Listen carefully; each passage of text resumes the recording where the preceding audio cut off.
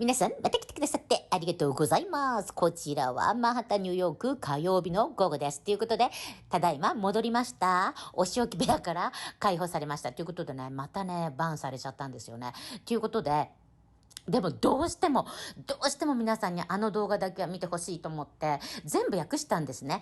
国会は56分あったので4つに分けて、カテゴリー別にというか内容別に分けてニコニコ動画の方に載せてますので、どうか皆さんたくさんの方に見てほしいと思います。そして自分の健康を守ってください。どうかお願いします。そして政治家やお医者さんや多くの方が見てくれて、国会で取り上げられて多くのちゃんと被害を受けた方に補償が行き渡って皆さんがスクリーニングまできっちり政府のお金でできますようにということで、今日の動画はジョーバイデンさんの動画と、それから RFK さんの動画、そして経済状態、ニューヨークから生の声をお届けいたしております。ということで、誰の心にも響かなかったバイデンさんのキャッチフレーズ、スローガンから言ってみたいと思います。どうぞ。Bidenomics is about building an economy.From the middle out and the bottom up. Bidenomics is about the future. Bidenomics is just another way of saying restore the American dream. I didn't come up with the name. I really didn't. I now claim it, but... The president trying to sell Americans on Bidenomics, but they're not buying it. Most people feel the economy is in horrible shape as their wallets get socked by high inflation and soaring interest rates. His delusional White House thinks Bidenomics will catch on.Here to talk with you about Bidenomics, which is the word of the day, word of the week, word of the month, word of the year here at the White House. And Bidenomics is rooted in the belief that we grow the economy when we grow the middle class. That's Bidenomics. Growing the middle class in this country. That's where our strength is. We tried trickle down. We tried top down. Guess what? It didn't reach regular folks. It makes good sense. Bidenomics, right? It kind of flows off the tongue really well.ということでいかがだったでしょうか。もうね、この方々虚言癖グループなので、全く現実と違うことを平気で言ってらっしゃるんですね。ということで、私はマンハッタンのことしかわからないんですけれども、マンハッタンの現実を皆様に見ていただきたいと思います。これも本当にごく一部で、私がちょっと歩いたところを、あらら、ここもダメ、ここもダメ、ここもダメっていうのはあまりにも多いので、ちょっと軽く撮ってみました。本当に一部です。ということで、現実を見てください。どうぞ。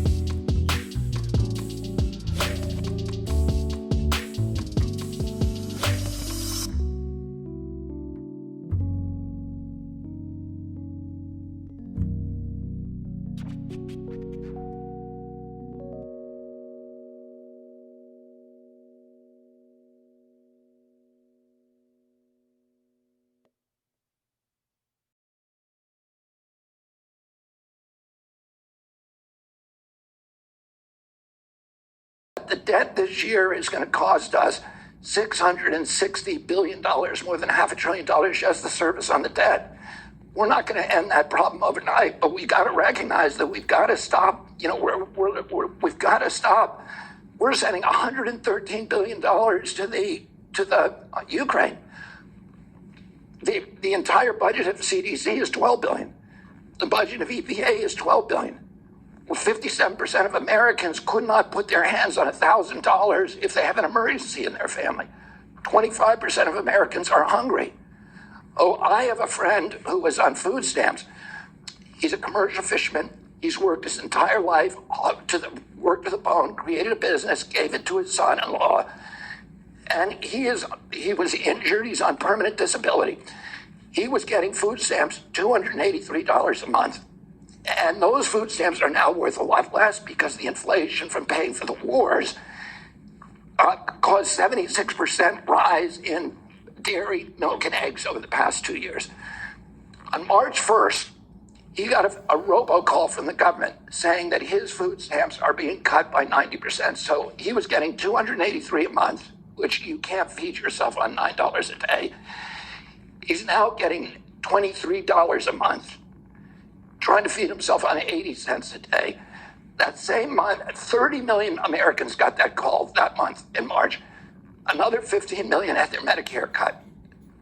That same month, we printed $300 billion to bail out the Silicon Valley Bank, and we topped off Ukraine at $113 billion.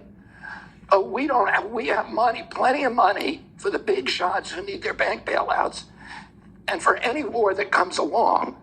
But if you took that $113 billion that we've given to the Ukraine and spent it here, we wouldn't have to cut $1 from food stamps for that 30 million Americans.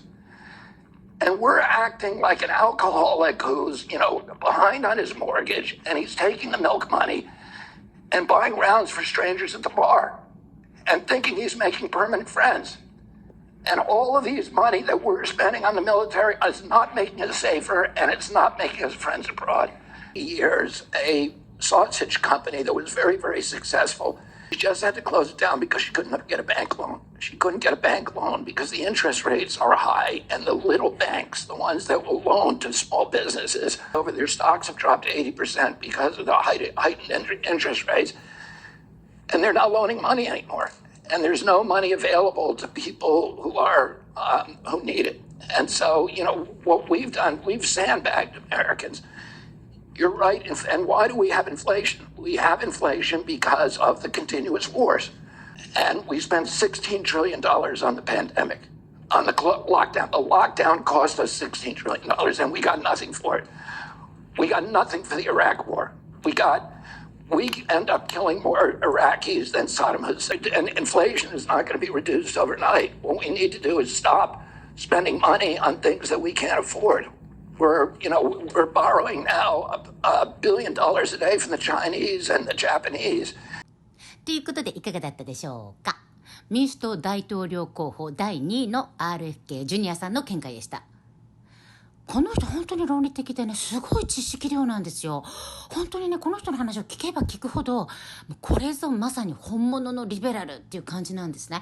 一方ね、現大統領5歳児メンタルのおじいちゃん、またトンチンカンな散財計画を、今度は最高裁に却下されました。あなたね、大統領令っていうのをね、勘違いしてませんか？もっとちゃんと常識的なものを出してきなさいっていうことで却下です。それに対してブーたれています。見てください。どうぞ。These Republican officials just couldn't bear the thought of providing relief for working class, middle class Americans. We're going to stop fighting for you. We'll use every tool at our disposal to get you the student debt relief you need and reach your dreams. Why did you give millions of borrowers false hope? I didn't give borrowers false hope, but the Republicans snatched away the hope that they were given, and it's real hope. Did you overstep your authority? I think the court misinterpreted the Constitution.